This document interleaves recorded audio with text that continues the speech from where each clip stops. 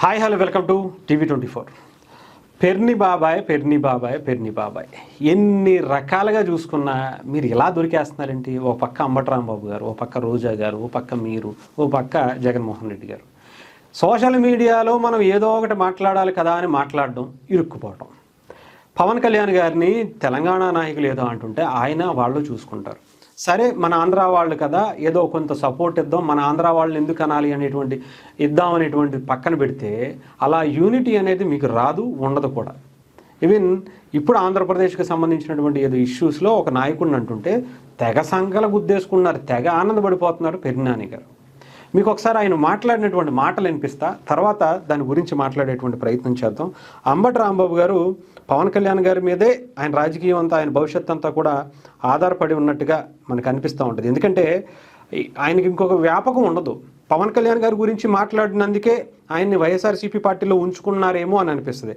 అదిగా పవన్ కళ్యాణ్ గారు అనే వ్యక్తే లేకపోతే ఆయన రాజకీయ జీవితం అక్కడతో ఆగిపోద్ది అన్నట్టుగా ఆయన కూడా తెగ ఫీల్ అయిపోయి పవన్ కళ్యాణ్ గారి పేరు ఎత్తగానే చాలా బాగా మాట్లాడుతూ ఉంటారు. ఒకసారి ఏం మాట్లాడారు అనేది విన్నాం.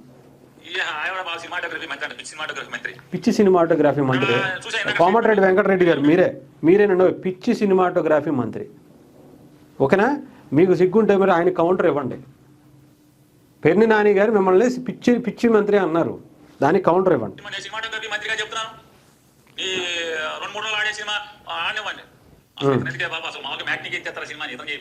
మ్యాట్నీకే ఎత్తేస్తారంట పవన్ కళ్యాణ్ గారి సినిమా.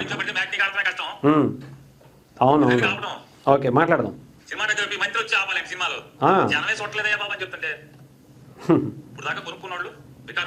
ఓకే అవునా? ఓకే, అది కూడా జరిగిందా? అది అడిగినటువంటి అధికారి కూడా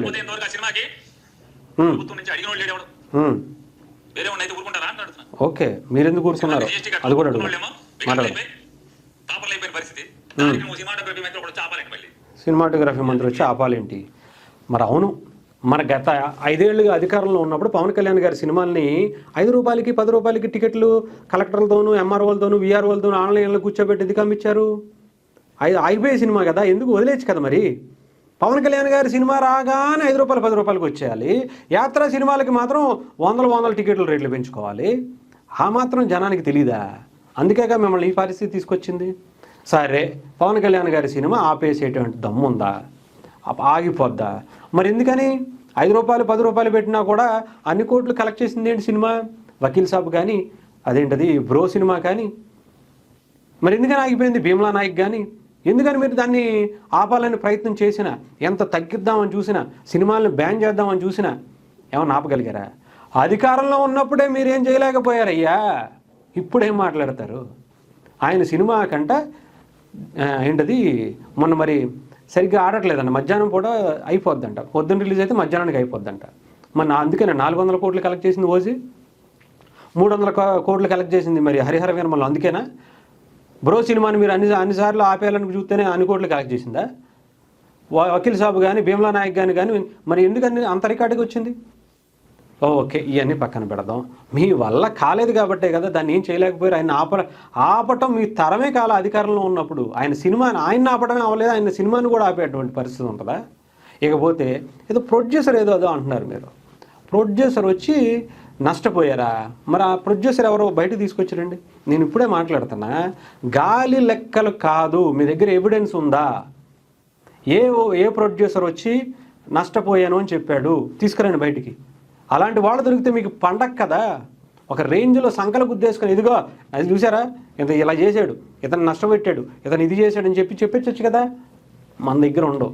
ఎవరో గాలి మాటలు మాట్లాడుకుంటే ఆ మాటలు తీసుకొచ్చి ప్రెస్ ముందు మాట్లాడేయటం, సంకల గుద్దుకోవటం, ఆనందపడటం. ఇంకొకటి ఏంటి, అతను జిఎస్టీ కట్టలేదంట, జిఎస్టీ ఎగ్గొట్టేశారంట, అదిగే నాదుడే లేడట. మరి మీరేం చేస్తున్నారు?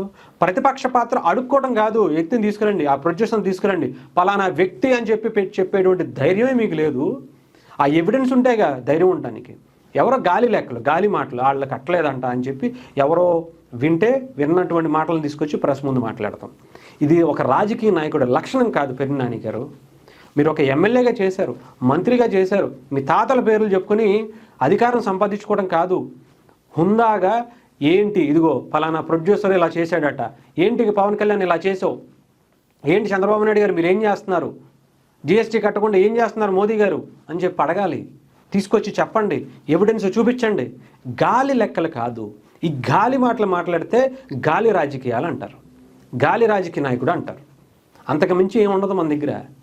పవన్ కళ్యాణ్ గారి పేరు తీయకపోతే మీ రాజకీయ జీవితమే మొత్తం అసలు మీ భవిష్యత్తే లేదు.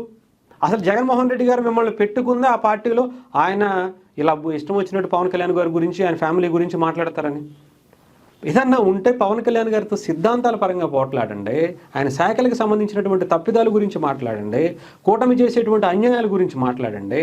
ఆయన భార్యని, ఆయన సినిమాల్ని, ఆయన పిల్లల్ని, వీటి గురించి తప్ప మనకి రాజకీయం చేయటం చేతనే కావట్లా. ఇంకా వేరే దాని గురించి మాట్లాడేటువంటి పరిస్థితే దొరకట్లా. పవన్ కళ్యాణ్ గారి పేరు చెబితే తప్ప మనం ఎవరో ఏ మీడియా వాళ్ళు మనల్ని గుర్తించట్లా, ఏ వీడియో కూడా ఎవరు చూడట్లా. అంబటి రాంబాబు గారు అంతే, మీరు అంతే. ఏదో ఒకటి పవన్ కళ్యాణ్ గారి పేరు ఉచ్చరించాలి, మీరు నోటి వెంట రావాలి, అప్పుడు కానీ మీరు హైలైట్ అవ్వరు. లేదంటే కనీసం బయట వాళ్ళ సంగతి తర్వాత, ముందు మీ నాయకుడు ఊరుకోవట్లేదు అనుకుంటున్నా తెలిసి.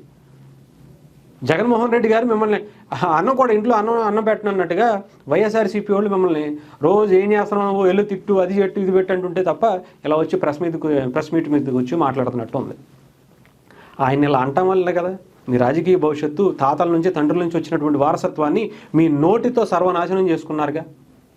ఆఖరికి మీ అబ్బాయి జీవితాన్ని కూడా, మీ అబ్బాయి రాజకీయ జీవితాన్ని కూడా ప్రశ్నార్థకం చేశారుగా, కేవలం మీ ఆ భస్మాసుర నోటితోనే కదా.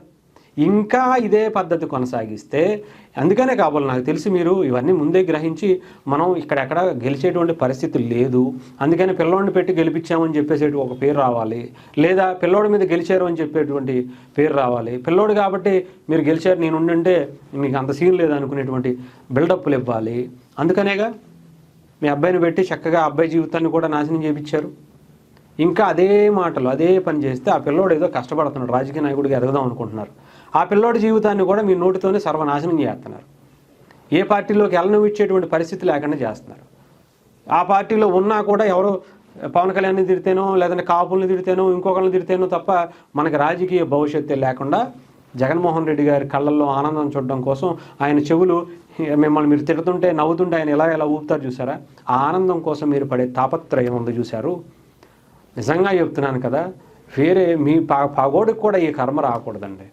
రాజకీయాల్లో ఇలాంటి పరిస్థితి వేరే ఏ నాయకుడికి రాకూడదు. మీ పరిస్థితి అంత దారుణంగా ఉంది వైఎస్ఆర్సీపీలో ఉండేటువంటి పరిస్థితి. మాట్లాడడం వల్ల ఎంతమంది జీవితాలు, ఎంతమంది నాయకుల జీవితాలు, హుందాగా ఉన్నటువంటి ఎంతోమంది నాయకుల జీవితాలు ఎలా అయిపోయినాయో చూడండి. వైఎస్ఆర్సీపీలోకి వెళ్ళిన తర్వాత ఆయన మాటలు, ఇలాంటి మాటలు మాట్లాడిన తర్వాత ఇంకా అదే పద్ధతి కొనసాగిస్తే మిమ్మల్ని ఆ దేవుడే కాపాడాలి. అపి